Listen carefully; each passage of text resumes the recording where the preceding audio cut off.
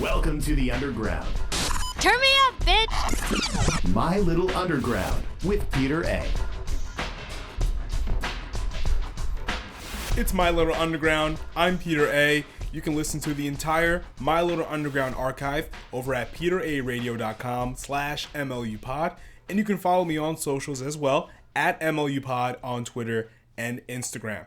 Today on the show, we have Brooklyn bred, Tallahassee, Florida-based producer, photographer, and video game lover, Buster Wolf, on the show to talk about his brand new EP, Loups III, the voiceover he did for an indie game on the Wii U years back, connecting with Citronella Room, the record label based down in Tallahassee, Florida, headed by Artisan P, who was on My Little Underground a little while back. More reason to go dig into the archives of My Little Underground over at peteraradio.com/MLUpod once again. And Buster Wolf has more music on the way. He spills the beans a little bit here. So please help me welcome Buster Wolf on My Little Underground.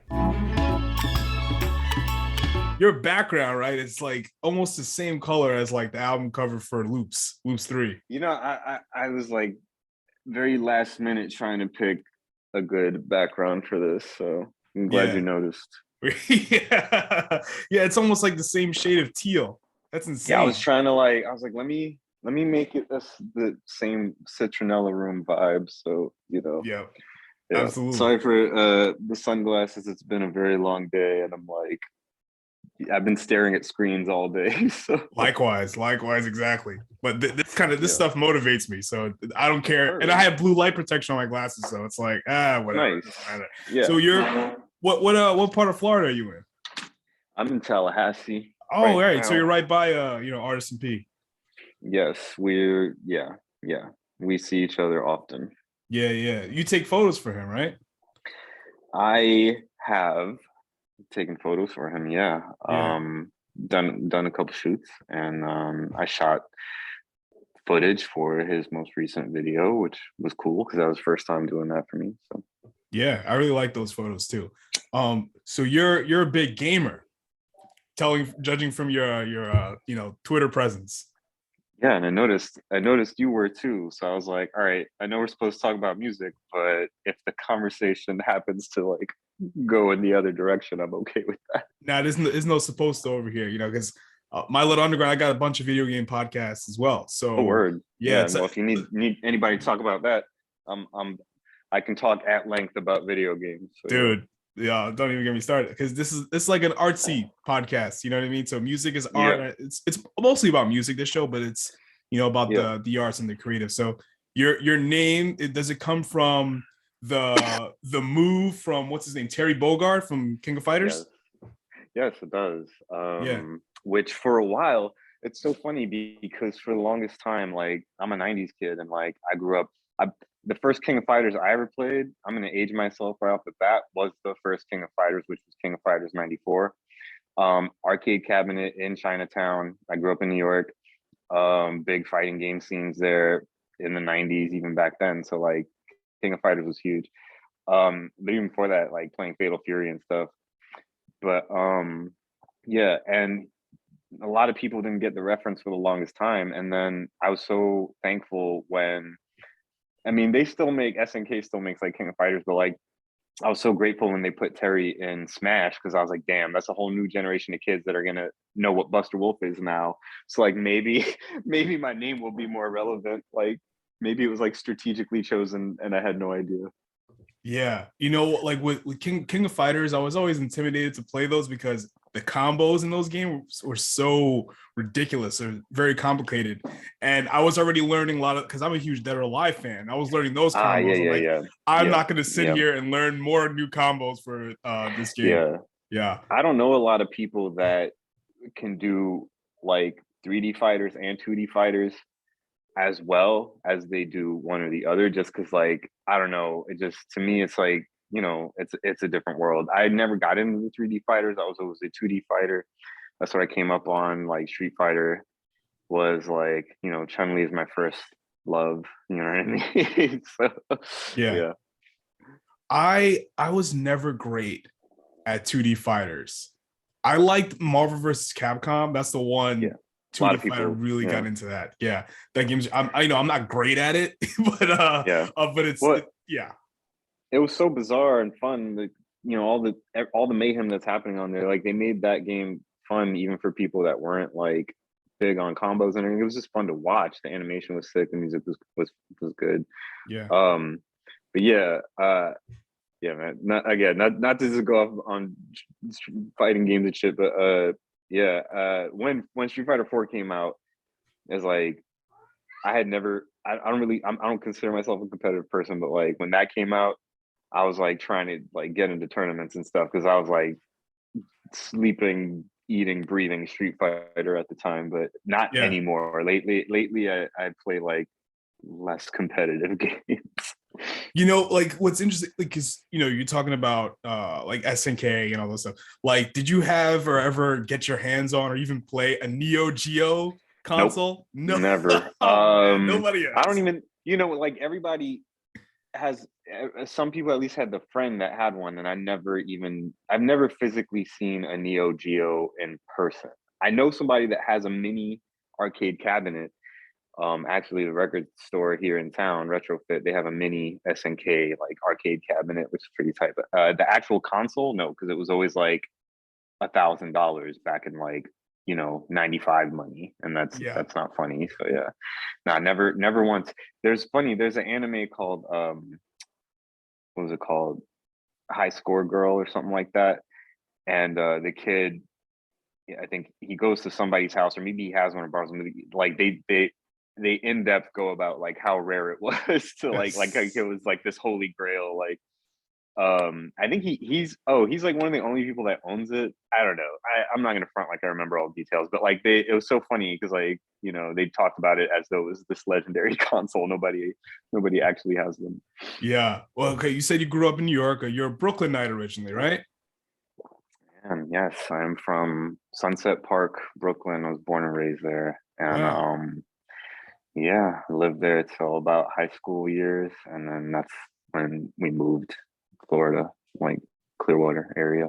What's up? A lot of New York Puerto Ricans moving down to Florida because I got half my Yeah, family down there as well on my dad's side. It's insane. From yeah, Brooklyn. That's crazy. Like, yeah. why? What made your family or you want to go down to Florida? Was the weather? Be honest. Um, my mom would say because my mom went back to New York and then came back, and so did I actually. I lived in Staten Island for a while, but no, at the time, sadly, it wasn't just the weather. It was like us trying to get away from issues. Okay. You know what I mean? And like trying to simplify our lives and like just kind of get out of a bad situation basically and improve our lives, which it did. You know what I mean? So I'm thankful for that. At the time I wasn't. I was like, man, this is bullshit. Like I live in Brooklyn. I'm trading this for what? Clearwater? I was like, the fuck out of here. But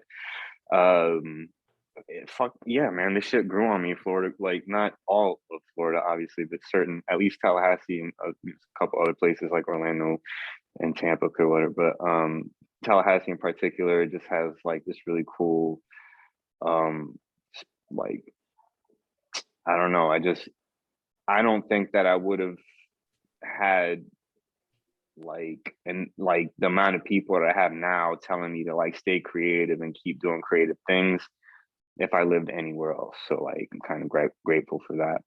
But yeah, at the time that we moved to Florida, yeah, it was more getting away from some family shit, and but yeah, I'm I haven't been back in a minute. I'm about to though. Yeah, I mean, you would love it because there's Barcade here in New Oh York. yeah, Yeah, yeah, it's just amazing. So many yeah. different like retro arcades and video game shops up here. I went on tour to promote a video game back when the Wii U was a thing. My homie Cody was he was a game developer, Chud, and he like wanted me to be the MC for the event because he was like bringing kiosk, but like we could demo the game. And so we had that going on, and then we had me doing a set as Buster Wolf, and then the guy that did like the chiptune music for the game, he was there. And he would do a set, and it was like this whole tour. No one had ever done that before, like promoting a game like that. So it was really cool to be a part of. But one of the places we played at was this dope ass barcade in Chicago, and I honestly can't remember what it was called, but yeah, it was tight. Um, What game was yeah, this for? barcades are dope. It's called Temple of Yog. It was like a twin stick, what do you call it? Like a roguelike or roguelite, some people call them. But yeah, it was like permadeath kind of thing. It felt very arcadey, because it was like it was more so like trying to get a good run in, because like you were gonna die. That was like that was gonna happen. But like the better your run was, like the more it was almost like actually from like Soulsborne-ish in that way. Like you couldn't go back and get the shit that you dropped, but like you would get a score, and then that score you could use to like level up, get stronger and whatnot. But yeah, it was a fun title. A lot of people liked it. It was one of their indies. Like, Nintendo's always been really good with having indie developers on there. So yeah, he got a dev kit and everything. I was like, holy shit. And so my name is in the credits of What? yeah, because actually I forgot to tell you, I did the voices for it. Like there was like level tiers, like score tiers. So every time you hit a certain score, I would say it's kind of like Mortal Kombat when he says like excellent, like flawless victory. So it was so funny because we was on this tour. The game had no voices in it, and I came out the shower, and I'm just like getting ready to like turn in for the night, and they're like, "Yo, Buster will say flawless victory," and I was like, "Flawless victory," and they were like, "Yo, your voice is going to the game," and like so every time you hit like those milestones, I would say something like godlike, or just stuff like that, just that old kind of like what was it, Gauntlet, kind of like that. So Great yeah, it was game. fun, man. I was really excited to be a part of that. It's really cool, to Have you ever have played friends a that. Tower of Drauga? I think that's how you pronounce it. Mm.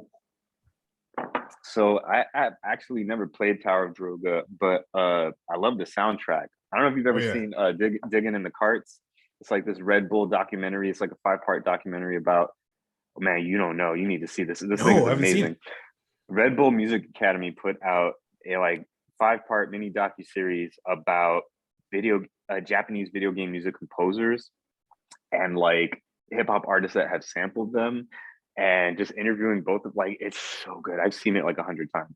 But yeah, definitely check that out. They talk about the soundtrack to Tower of Druaga, and there was actually an anime that came out a couple of years back that was based on it. Um, that was really good. But to answer the short, I'm gonna give you lots of long answers. I'm gonna say 100 words where like two would do. So I'm sorry, but No, no, don't I've apologize at never, all. I've never played Tower of Druaga. You got to play it. It's amazing. I I mean, know I need the to. soundtrack is phenomenal, but like the actual game is just gorgeous. For at least for Word. the time, but it's still great. Still holds up. That was one of the Yeah, first no, games I played. Yeah. that was Namco, Yep. and Mhm. yeah, they're like, forget it. At the time, Namco is the originator of music in video games. There was no music in video games until Namco. So before that, it was just the bleeps and bloops, and even with like, and they talk about this in this docu series, but like even before that, before the pings and pongs, that you had like the closest thing to a melody in a game would have been Space Invaders, when it was like do do do do do do, and then here comes Namco, and they're like, nah, we want full ass songs in here. Even if it repeated over and over, they were like, yeah, but our games have songs. Yeah. What about Tetris? But that was Big like deal. a few years later. Yeah, Just Tetris kind of is had they had kind of had like a bit of a score, so, a little bit. Tetris is tight because it let you select, like, at least the Game Boy one. I think the Nintendo ones too. It lets you like select what version of the sound you want. It was like 2 or 3 different songs you could pick from. It was really tight. Yeah. Yeah. Um, Then the fucking Game Boy had such a sick sound chip, like such a unique sound. Um, I like would playing like, like Super Mario World on the Game Boy Advance, plugging in the oh yeah, headphones. Oh, it's gorgeous, yeah, amazing. yeah, So your music, what really sticks out to me is like the song length, right? Some of your songs don't go above a minute. Like Ace yeah, of Basic is 55 seconds, Washi's yeah, 53 seconds. Like, yeah. are you taking song length into consideration? Like, are you thinking, okay, what can I do with 50 seconds? Or what can I do with 45 seconds? Are you thinking like that or what? Okay. So I know we're moving on to music, but I'm gonna go back to video games real quick All good. because there's a All good. reason. There's a Okay. reason. Okay. Um, Beside the fact that I think that people's attention spans are, you know, especially when you're trying to promote something, you know, are relatively you have very limited amount of time. So I really, if I'm doing that, I'm not trying to. Plus, that's a good amount of a video to have like on say like on an Instagram or something, I think. And then it makes shooting a visual for it that much easier too. But that's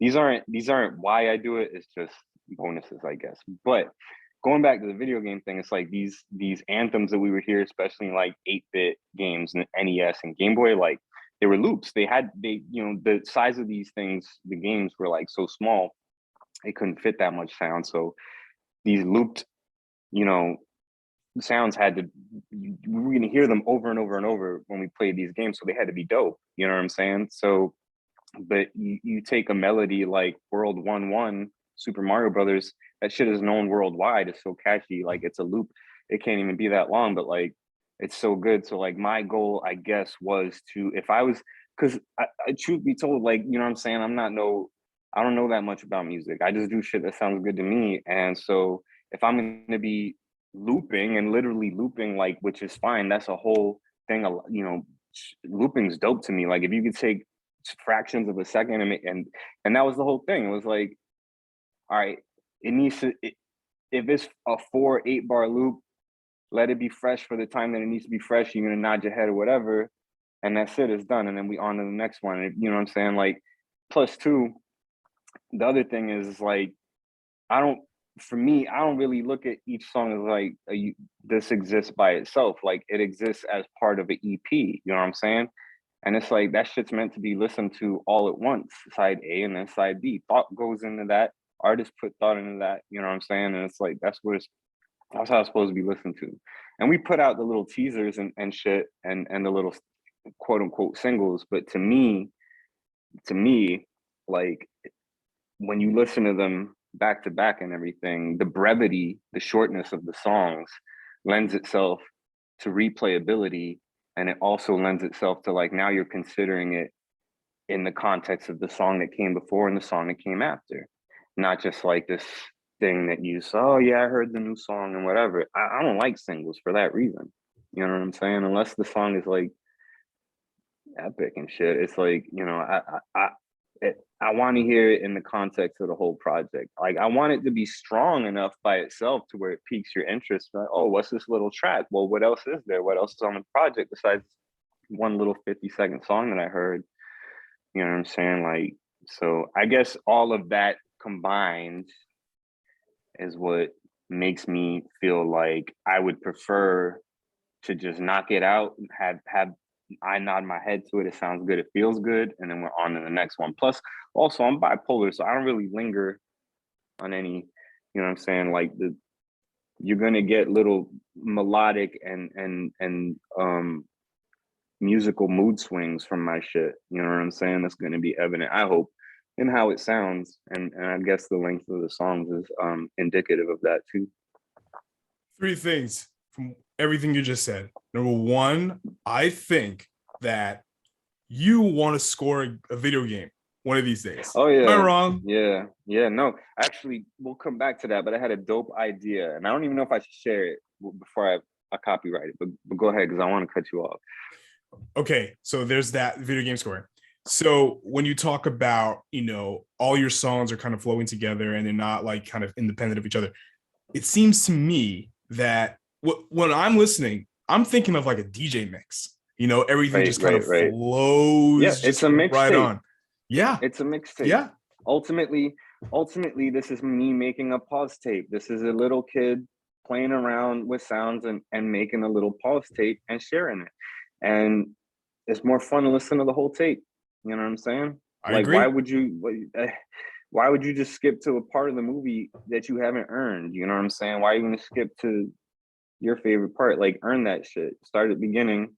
You know what I'm saying? It was planned. Now I'm not saying like I expect people to consume my music in any type of way. It's just, for me, preferably that's why I do it the way I do it. It's not, you gonna listen to how you listen to it. If you put it on shuffle, whatever, one song at a time, I don't care. I'm just glad you're interested at all. So don't get me wrong. But as as much as I like to tout myself as someone who just feels it out and is not very technical, I will say that that is one thing I actually am orderly and technical about. The track order, the length of the songs, when something begins and when something ends, because at the end of the day, in this aimless meandering that I do in music, that I guess is one actual aim is for me is to like have it be one digestible product, start or not product but piece of art, you know what I mean, from beginning to end. So And I if think that makes sense. your song length allows for that replayability. Because Loups 3 is like under 20 minutes if you want to add the total runtime. To me, when I listened to the whole thing today, and then I thought, okay, I'm going to come back to this because one, the music's good. Two, it's everything just kind of flows together when you listen to it again. Like when I listened to Donuts multiple times, it's like the first time I heard it, I felt a way about it. I listened to it a second time, I'm like, whoa. And then if I listen to it a third time, it's like, I'm going to catch something that I might have missed. You know what I mean? And you're only going to do that if you listen to it front to back. But you brought up mixtape and pause tapes, right? So will you have, I know you have the 7-inch vinyl coming out. Are you going to have a cassette? Because you make perfect sense for cassettes. Oh yeah. Wow. Thank you. Yeah, actually. First of all, I kind of, wow, but I don't know that it's bizarre to hear my name in the context of Dilla, especially I just started reading Dilla Time. And it's just like, oh my God, like, you know what I'm saying? Like, dude was just an alien. But yeah, so like, I don't see myself as even close to that. That's the goal. Obviously, that's the ideal. But thank you, because that's awesome. Yeah, sorry, I just had to mention that because I started reading the book. So Dilla was definitely fresh on the mind. So that's sick though. Because I did the same thing listening to that record, and it would be awesome if, like, because of the replay value, people kind of get the same thing. Maybe even like catch a vibe of the song, catch the sample, be like, oh, I recognize this now, that kind of thing. So yeah, that's the hope. And then I'm sorry, what was the actual question you just asked me? No, it was just well, actually, I asked you about like music scoring. Do you want to score music? So right. Yeah, I don't know, man, because my stuff is so sample heavy, but then I've been getting into like really just deranging things and making it just unrecognizably distorted and warbled and stuff, and just the result just being kind of this atmospheric thing, like, a little 5-song EP that just for me is supposed to be the music to like what it feels like to be alone and like physically temperature wise like cold. It was a vibe, and I was like, yo, let me see if I can make a sound that feels like that.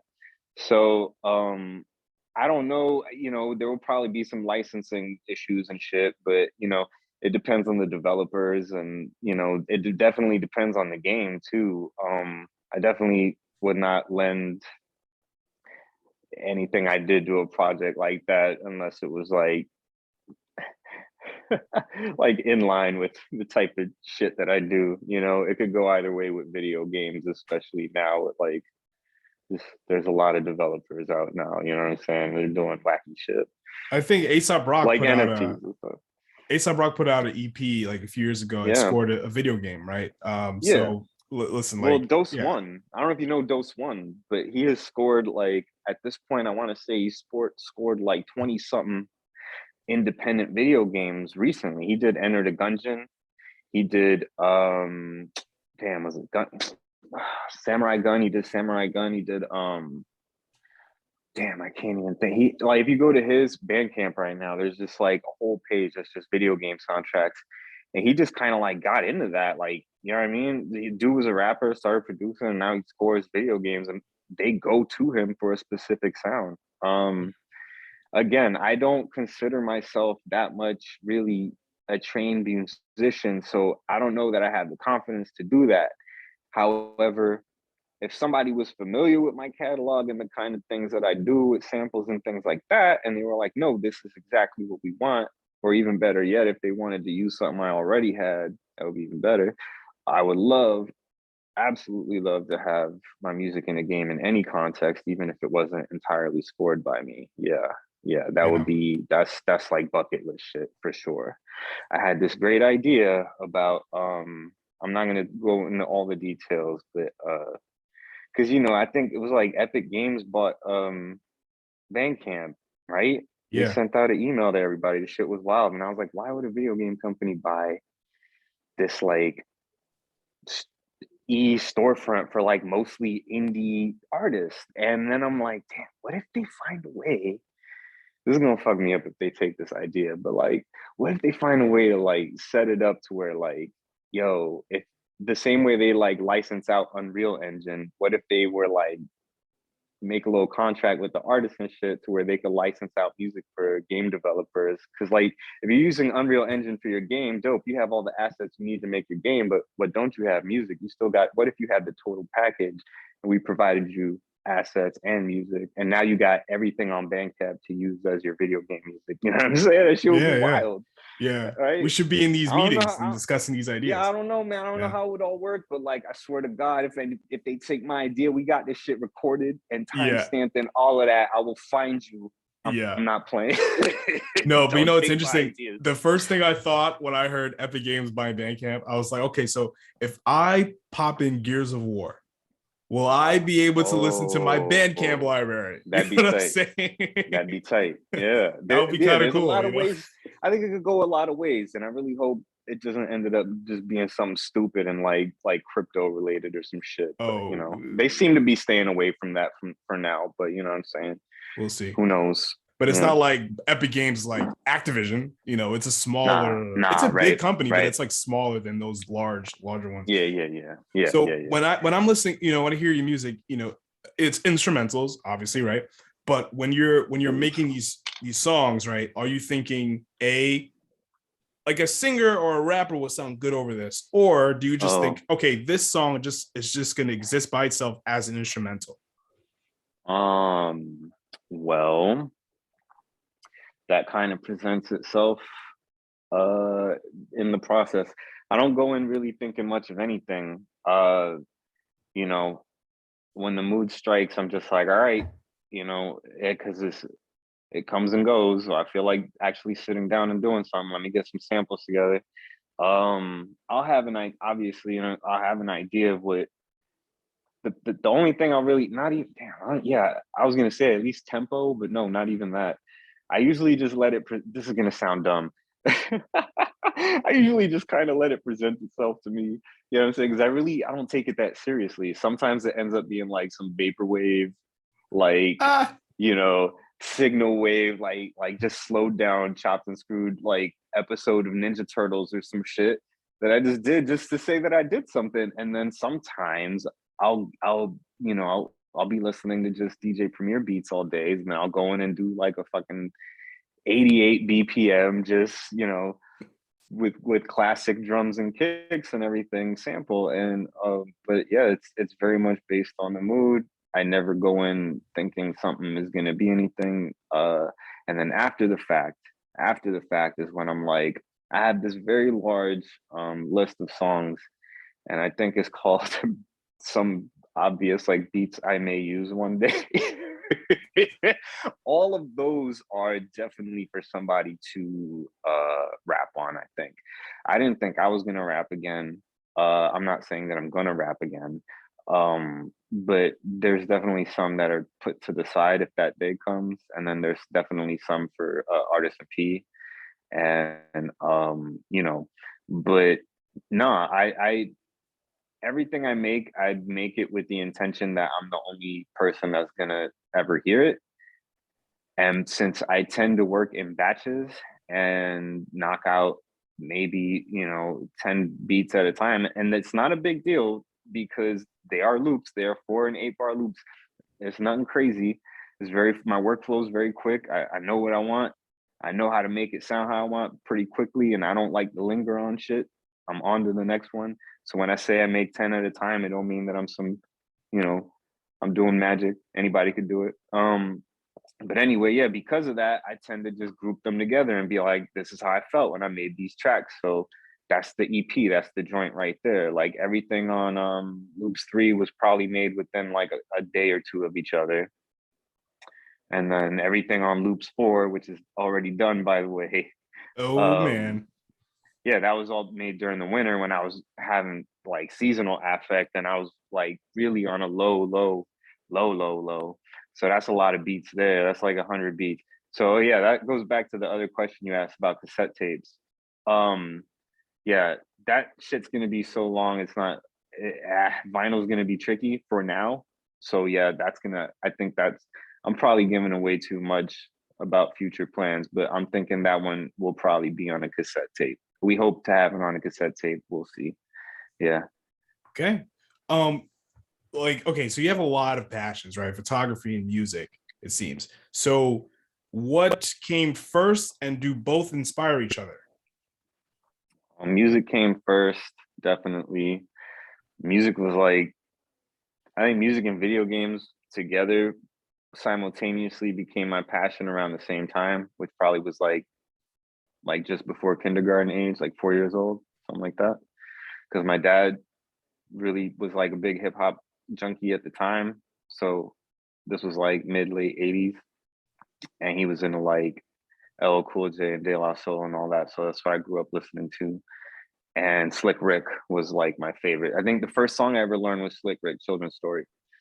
Um, and I used to perform that live actually. But anyway, yeah. So music first. See, tangents.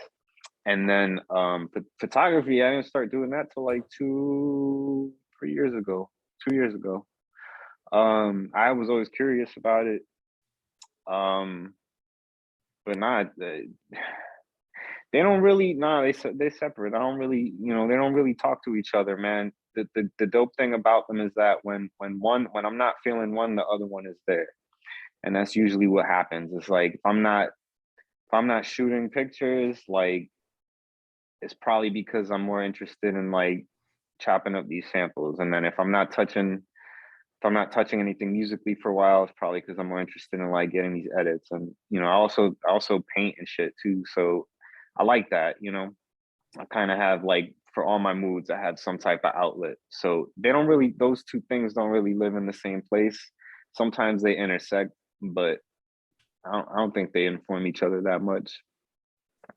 So it's Citronella Room. How'd you get connected with that whole team and Artisan P? Um, so yeah, me and Philly, Artisan P, we know each other from college, basically. Actually, we met at a benefit. It was like a benefit for like a community, what you call it, like a amps and shit. What you call them? Monitors? I don't know, man. Just some equipment, community equipment. Okay. And it was PA. like a benefit. Yes, the community PA. Thank you. I don't know what these things are. I'm not a musician. But yeah, it was a benefit for that. And he was actually like in a ska band. And I was in like kind of like my first Tallahassee, I don't even know what to call it, band group, but it was hip hop, but like I don't know, he was doing like a lot of live instruments and stuff. It was like very like hippie hop, I'll admittedly. Um, but yeah, we kind of like looked at each other and we're like, yo, you like indie hip hop? And like, yeah, kind of high five and like, yeah, we just been homies since then. And like randomly, couple like, man, shit, talking like 7, 8 years ago, randomly, he was like, yeah, it was like 2016, 2015. He was just randomly like, yo, my homie made a beat. And at the time I was doing the Buster Wolf stuff and just started doing that. And I just started actually producing my own shit and like putting stuff out. He's like, yo, my homie made a beat. It's called Adult Swim. You want to get on it? You know what I mean? And we we did this track together, recorded vocals at my crib. Like we didn't even have a fucking microphone. We were just like spitting into the built-in mic of my MacBook and shit. But that was our first single. And then throughout the years we collaborated and we fucked around with the same crews. Like we were in this crew called Fuzzy Nickels for a while. We just played shows around Florida and just like producers. It was like collective of producers, rappers, DJs, really tight, fun. Shout outs to everybody from Fuzzy Nickels. And yeah, so I guess like a year ago or so, he initially told me the idea about wanting to just kind of get together to have a home. We kind of talked about it like just having a home for our work, you know what I mean? Just like a place for all our our music to live together and just promote it together and collaborate and stuff. So, I was like, yeah, like, because at the time I was kind of over it. I was kind of definitely over rapping. And then the music I was making again was just really indicative of like what I was going through, just being really depressed. So it was just like a lot of weird, slowed down signal wave, vaporwave. Like I was sampling like TV commercials from my childhood on some weird like nostalgia therapy shit. And I was like, wow, I guess at that time it was a conscious decision to be like, yeah, I guess I should start making rap beats. It's like get my head out of the cloud of despair and like make something sunny and funky and fun. But yeah, so slowly but surely that came together and then we put out our first release, and I think we're gonna try to start playing shows again as the weather warms up and things are safer. And yeah, it's nice working with him because like we're both on the same page. Like we're both really chill.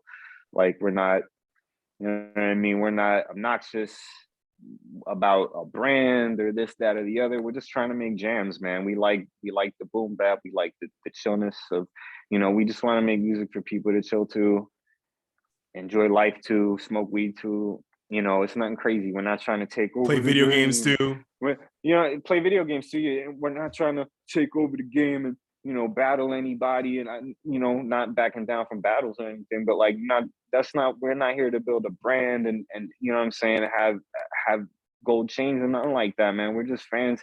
I don't know. That's whatever. That's what the indie poor rappers all say until they they make it or whatever. But like for real, like I'm good. Like my day job got that unlocked, so I really just want to make chill tunes for people and have it be somewhere. Because if not, it's just gonna live on my on my MacBook SSD and not go anywhere and not hit any ears. And doing this, even though it's not crazy, you know what I'm saying? I'm not selling out or anything, but like I could see the stats that people in Japan and Mexico are listening to it, and like whatever. At the end of the day, I'm all right with that. You know what I mean? If somebody in Mexico lit a spliff to my shit, like, yo, I'm lighting one right back for you, bro. Let's listen to it together. You know what I'm saying? Like that's all it is for me, man. I don't got a lot of time here, so I'm scribbling my scribbles, and then folks will know I was here. Let me ask you this. So like my creative stuff, like my little underground and my other podcasts and other little radio shows, so like that is like creative release for me. Like when I'm like stressed out, like this is like kind of like my therapy. So do you look at your music and your photography like this is the way to like talk or release? Yeah, because it's definitely not the day job. It's definitely not the day job. Like I look at my day job as like me just trading time for the ability, you know what I'm saying, to keep the lights on and buy the shit, you know what I'm saying, buy the software, buy the cameras and whatever, so that I could really sit there and do the shit that's cathartic for me and is meaningful for me, whether or not anybody really fucks with it on a large scale. Like it's me talking back to the world, you know what I'm saying? Like, especially now, I don't leave the house that much or anything. So for me to like put a little tiny little project together and just put it out, even just among 100 people or whatever, however many people listen to it, you said to talk, and that is me talking. I'm a talker. I'm a talking ass motherfucker. So you know what I'm saying, I don't see a lot of people these days, so this is me talking beyond where my voice could reach, I guess. But you know what I'm saying, like I don't want to get too deep about it like that, but in a way, like yeah, in a way it is me conversing, you know what I'm saying? Like especially with how little now I actually see people physically. Yeah. Well, Buster Wolf, thank you so much for coming on My Little Underground. So please share. It's been a pleasure. Where people can follow you and buy it and stream your music, etc. Wow. Citronellaroom.com is our headquarters. Bandcamp, obviously. You can go to busterwolf.net. That takes you straight to my page, but I'd rather you check out the Citronella Room site because it has all the information. I'm Buster Wolf Music on most, or at Buster Wolf Music on most things, Spotify, title, all of that stuff, Apple Music. And then my photography is Lo-Fi Loop. That's on Instagram, LOFILOUP. Loop is French for wolf, just in case you didn't know. I did not know. Thank you for schooling me. Word. All right. I don't know if I pronounced it right, but yeah, man, thank you. And it was a pleasure. And like I said, if you need anybody to talk to about specific video games or anything, hit me up. I'll be happy to help you out with that. I'll keep that in mind, Buster. Thank you.